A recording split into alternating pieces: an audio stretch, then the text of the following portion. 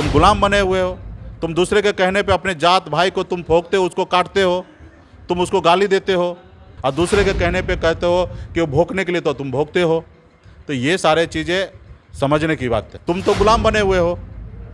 जो लोग बोल रहे हैं मुझे ABCD सीखने की, तो हम तो सीख कर तो मालिक बन रहे हैं, लोगों को टिकट बांट रहे हैं। नमस्कार, आप देखना शुरू कर चुके हैं लाइव सिटीज़। मेरा नाम अभिषेक है।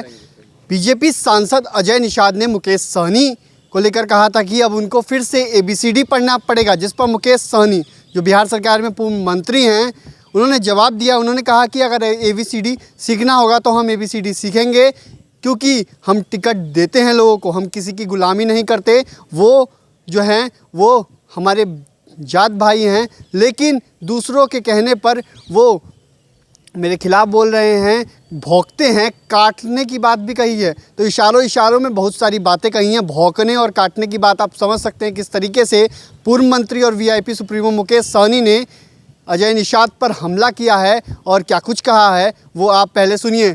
ठीक है, कभी कभी होता है। अगर मेरे घर में कोई अगर चोरी करके लेके चला गया तो फिर से टेबल कुर्सी डालना पड़ेगा ना।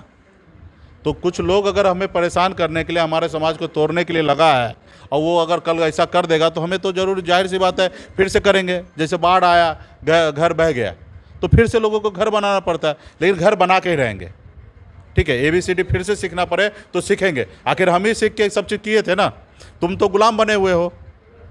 जो लोग बोल रहे हैं मुझे ABCD सीखने की, तो हम तो सीख कर तो मालिक बन रहे हैं, लोगों को टिकट बांट रहे हैं।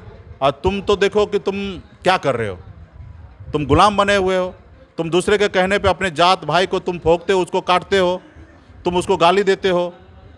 आज देखिए हर जाति धर्म के लोग, अभी पटना में कल देखिएगा भूमिहार सम्मेलन हुआ। इतने समाज अपग्रेड होके, समझदार होके, हर तरह से संपूर्ण होने के बाद भी वो भी अपने समाज की बात करता है।